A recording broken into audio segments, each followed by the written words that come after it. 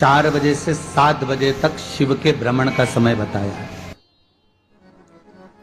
शाम को। तो 7 बजे से लेकर फिर रात्रि 9 बजे तक लक्ष्मी और दरिद्रता फिर भ्रमण पर जाती है। इनका एक समय निश्चित है महाराज। भ्रमण कर कर आ जाना।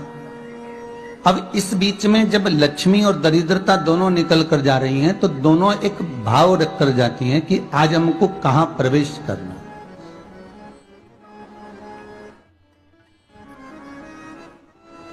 आज हमें किस जगह पर प्रवेश करना है, आज हमें कहां पहुंचना है, आज हमें किस जगह जाना है।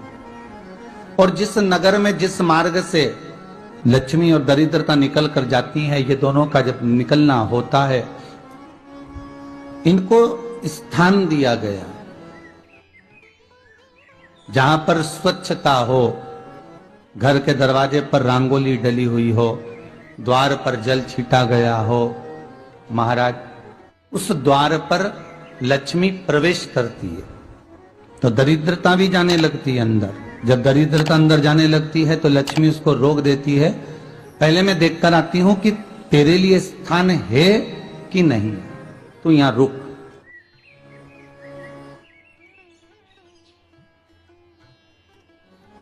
कुछ देर तक दरिद्रता बाहर खड़ी रहती है और लक्ष्मी जी की बड़ी बहन जब दरिद्रता बार बार अंदर जाने का प्रयास करती है तो लक्ष्मी जी कहती हैं, जी तू इतनी बड़ी होकर तुझे मालूम है तू तेरा सम्मान होना चाहिए, आदर होना चाहिए, और तू अंदर चली जाए और कोई तेरा सम्मान ना करे तो कितना बुरा लगेगा, इसलिए तू बाहर खड़ी रहे। मैं अभी आई।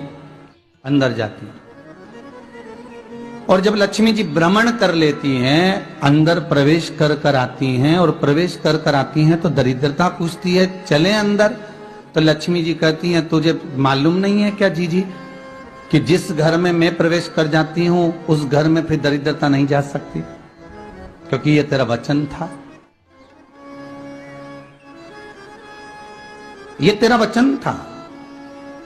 अपन दोनों का जब मंगल विवाह हुआ था, मेरा विवाह जब नारायण के साथ में हुआ और तुम्हारा विवाह जब दुस्साह मुनि के साथ हुआ, दरिद्रता का विवाह दुस्साह मुनि के साथ हुआ।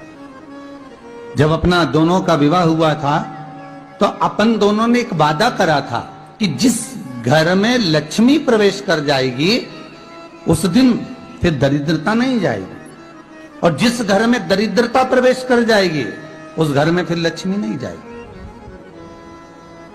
अब जब मैं अंदर देख कर आ गई हूं तो तू अंदर नहीं जा सकती, अर्थात लक्ष्मी के चरण जिस घर में पड़ गए उस घर में फिर दरिद्रता प्रवेश नहीं कर रही।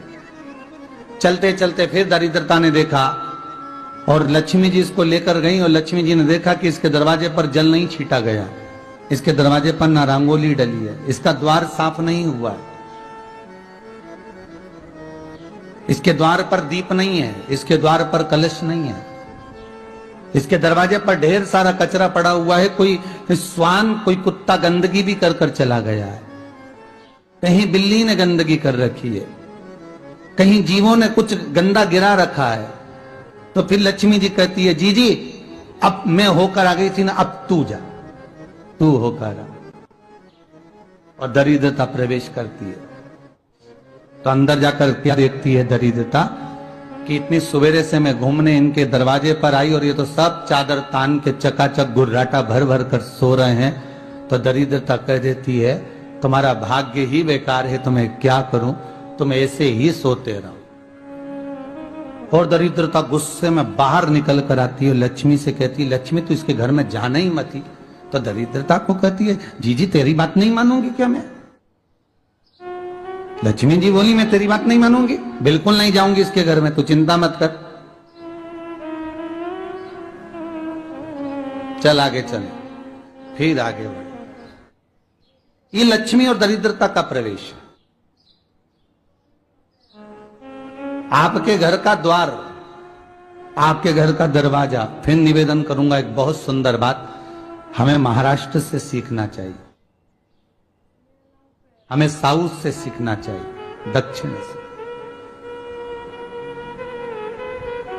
जिस समय पर भक्ति देवी यमुना जी के घाट पर रो रही थी अपने पुत्र ज्ञान और वैराग्य को गोदी में लेकर समय देव ऋषि नारद ने एक प्रश्न किया था कि तुम कहां पर पोषित हुई हो,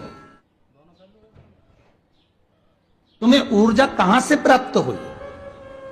तो कहा मैं गुजरात से तो चली हूं, और वहां से चलती चलती भक्ति देवी कहती है मैं बहुत दुखी होकर, बूढ़ी होकर, द्रवित होकर, बड़ी दुख में वहां से चलते चलते जब मैं महाराष्ट्र में पहुंची तो मैंने वहां जाकर देखा कि वहां पर लोग हर पल हर घड़ी ब्रह्म मुहूर्त में उठकर स्मरण करते हैं, नाम जाप करते हैं और दरवाजे पर जल छीट कर रंगोली डालते हैं। तो कह रही है कि वहां पर मैं थोड़ी अवस्थावान होने लगी, वहां मुझे अच्छा लगने लगा। फिर जब मैं और आगे पढ़ी, दक्षिण में जब पहुंची, वहां पर जाकर मैंने देखा कि सुबह से उठकर मंगलाचरण, मंगला स्तोत्र और वेदों की ध्वनि होने लगी। वहां पर मैं और आनंदित हो गई। हमें कुछ चीजें महाराष्ट्र से सीखना चाहिए।